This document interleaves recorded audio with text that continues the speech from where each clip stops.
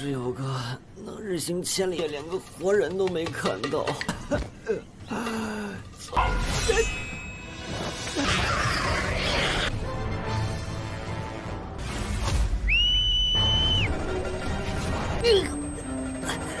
什么玩意儿？搞一只皮，乃后天巅峰时，不会驾驭啊！道君天教，半日足日行万里。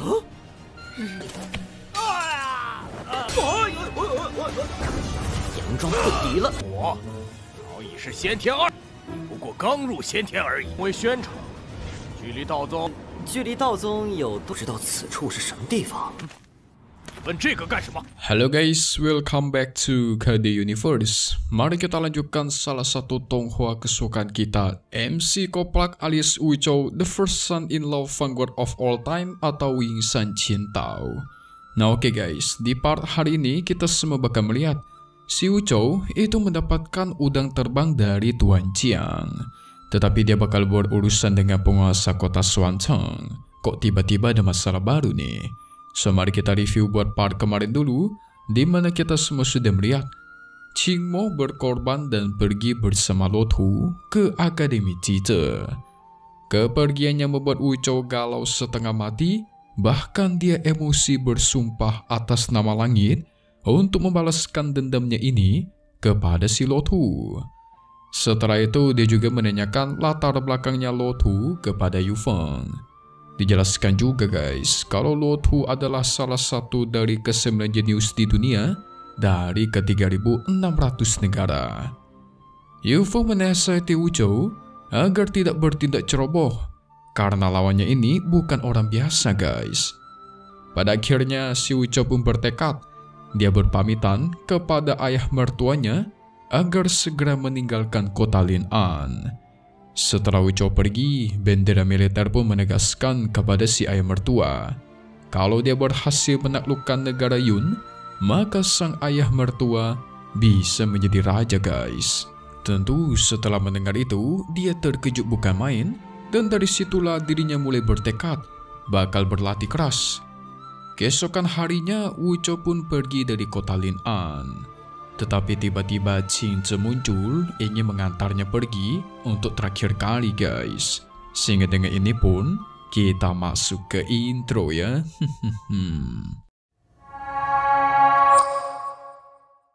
Singkat cerita, Wuchou yang terus berjalan, dia sangat kewalahan. Sampai-sampai dirinya terjatuh dan berandai-andai guys.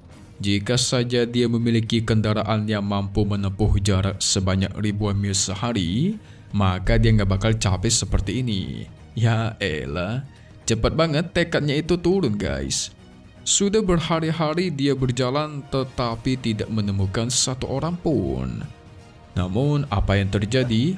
Tiba-tiba Tuan Chiang, orang yang bekerja sama-sama Linyo sebelumnya itu, muncul dan segera menyerang Wuchou. Dia juga memperkenalkan dirinya, yaitu Yitu, murid dari Sekte Juntian. Ternyata dia ini sudah menunggu kedatangan Wuchou sedari lama guys. Untungnya serangan itu masih bisa dihindari oleh Wuchou, bahkan membuat dirinya agak terkejut. Tuan Chiang juga tidak terima karena kesempatan bagus yang dia peroleh dirinya di kota Lin'an dihancurkan begitu saja sama si Wuchou. Alhasil dari situ dia bertekad untuk menangkap Wuchou dan membawanya ke Sekte Juntian. 只有个能日行千里，连个活人都没砍到。Wuchou hanya bisa tertawa guys. Soalnya kan Sekte Juntian itu jaraknya 6.000 mil dari sini, atau bisa kita hitung sebagai 7.000 km lebih. Jadi pasti Tuan Chiang itu nggak bakal sampai ke sana kalau cuma jalan kaki doang. Tetapi Tuan Chiang ternyata menertawakan Wuchou kembali. Dia segera memanggil seekor udang terbang yang ada di belakangnya. Wah, ini langka banget nih. Baru pertama kali melihat transportasi menggunakan udang. Biasanya mah di Tonghua itu antara kura-kura atau enggak naga ya kan? Ini pakai udang guys.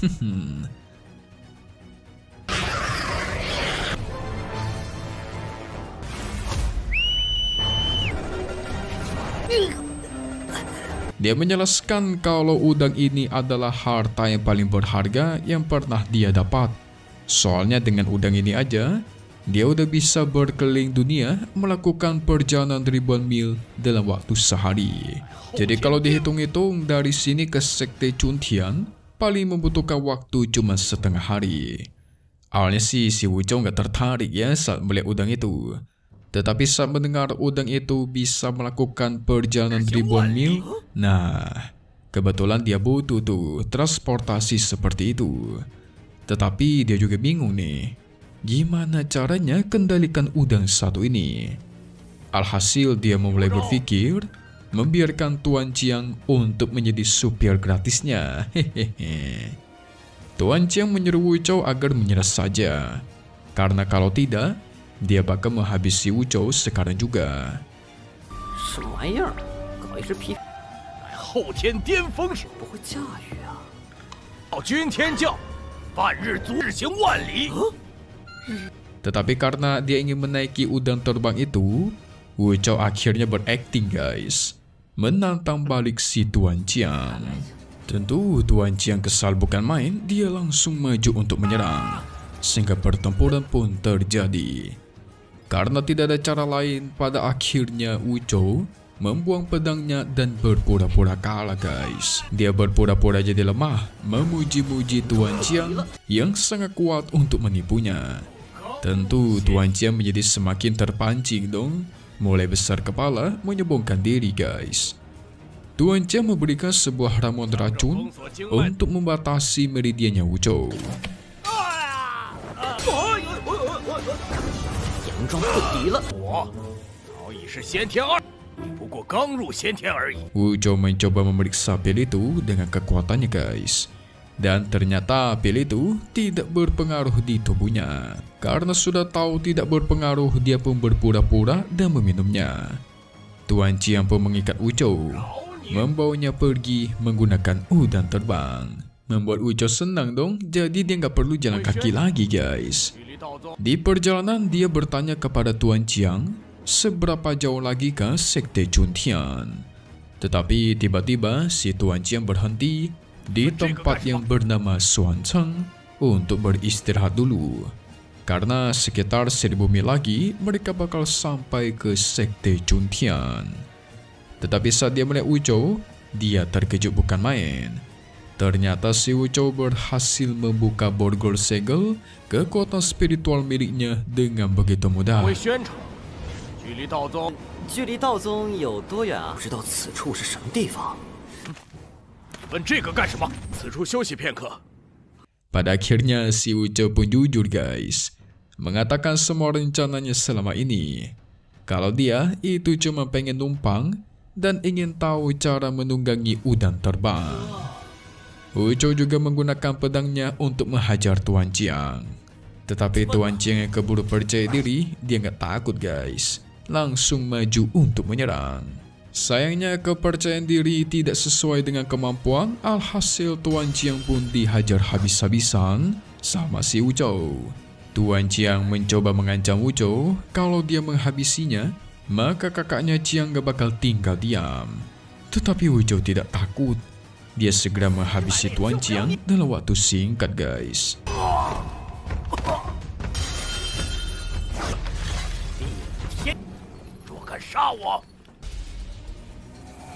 Setelah itu, Wuzhou masih tidak tahu gimana cara mengendalikan udang terbang ini.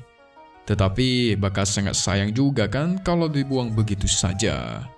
Alhasil dia pun bergegas ke kota terdekat dan menjual udang terbang ini guys.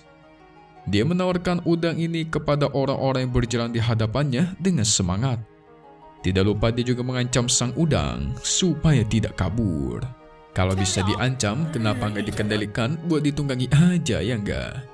Wuzhou pun menjual udang terbangnya dengan harga 1000 tael kepada orang-orang. Tetapi orang-orang di sana tidak tertarik karena harga segitu mah terhitung sangat mahal. Dan mereka pun pergi dari sana. Wuzhou sudah mau menyerah karena nggak ada orang yang mau membelinya guys. 错过了，哥哥给你打折，1000两。Tetapi tiba-tiba ada satu orang yang datang dan tertarik kepada udangnya, ingin membelinya sekarang juga. Tapi sayang harga yang dia tawar itu cuma 100 tael. Tentu Wu Chou kesal mendengarnya dong. Sampai-sampai dia menyuruh udang terbangnya menunjukkan kekuatan dan menghancurkan barang di hadapannya guys. Dari situlah Wu Chou bersikap sombong. Dia menegaskan udang terbang ini binatang yang langka.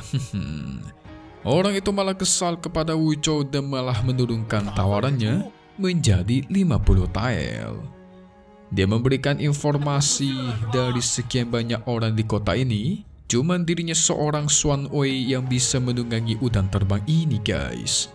Karena ternyata menunggangi udang ini membutuhkan kekuatan khusus. Jadi si Wu Chou percuma saja menjual udang ini kepada orang lain. 100两，吃虎啸不错呀。看到没？这是。Tetapi Wu Chou masih nggak mau menyerah guys. Dia menyuruhnya untuk segera pergi aja, nggak usah ganggu orang jualan. Xuan Wei bersikap sombong dong. Dia menantang Wu Chou. Kalau bisa menjual udang ini kepada orang lain, maka dia bakal langsung menganggap Wu Chou sebagai kakaknya sendiri. Wu Chou pun setuju dong. Tidak lama dari itu, Wu Chou mencoba menjual lagi daging dari si udang terbang guys. Ya, malah dimasak sama dia dijadikan sate. Barulah dari situ semua orang tertarik. Soalnya orang-orang di sana itu belum pernah melihat atau mendengar ada yang namanya sate udang terbang. Iya juga ya. 霍大哥，好，你要是能找到别的买家，不要错过，30两一串，100两新鲜到货的石虎虾烤。 Xuan Wei juga terkejut, bukan main. Wu Chou begitu niat sampai menjadikan udang terbangnya menjadi sate. Wu Chou juga menegaskan dengan memakan sate udang ini bakal meningkatkan kekuatan seseorang, bahkan membuatnya jadi awet muda. Nah dari situlah guys, semua orang menjadi berebut dan ingin membelinya. Sampai-sampai ada yang langsung membeli sate dengan total 50 tusuk. Xuan Wei sadar kalau dia sudah salah, dirinya pun ketakutan bergegas pergi dari sana. Tetapi Wu Chou menghalanginya guys. Dia menegaskan agar menepati janji. Tapi si Xuan Wei gak tahu diri, dia gak mau dong. Dia memiliki reputasi sebagai penguasa kota di sini, jadi gak mau menjadikan Wu Chou sebagai kakaknya. Oh, pantesan ternyata Xuan Wei ini penguasa dari kota Xuancheng. Dan kata si Xuancheng, dia ingin mengurus hal lain, yaitu Akademi Cice bakal datang ke sini. Hah? Apa jangan-jangan ada si Lo Tu nih? Mungkin aja ya. Tetapi mau ngapain Akademi Cice datang ke kota kecil ini ya?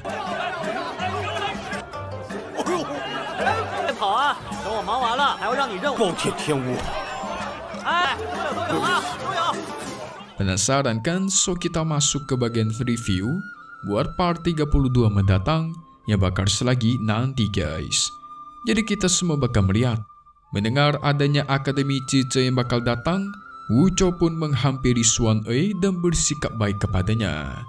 Dia meminta Xuan Wei mempertemukannya dengan tetua dari Akademi Cice. Awalnya sih si Xuan Wei gak mau ya, dia segera kabur guys. Tetapi Wu Chou menggunakan cara licik. Alhasil itu berhasil membuat Xuan Wei setuju dan langsung mengajaknya. Kira-kira siapakah yang bakal si Wu Chou ketemui di kota ini ya? Apa jangan-jangan dari Akademi Cice ada si Qing Mo pula? Atau mungkin bertarung kembali nih? Kita tunggu lagi di part 42 ya guys. Wing San Qian Tao. Di hari biasa dong, hari Senin. Tetapi satu hal yang pasti, cuma di sini ya.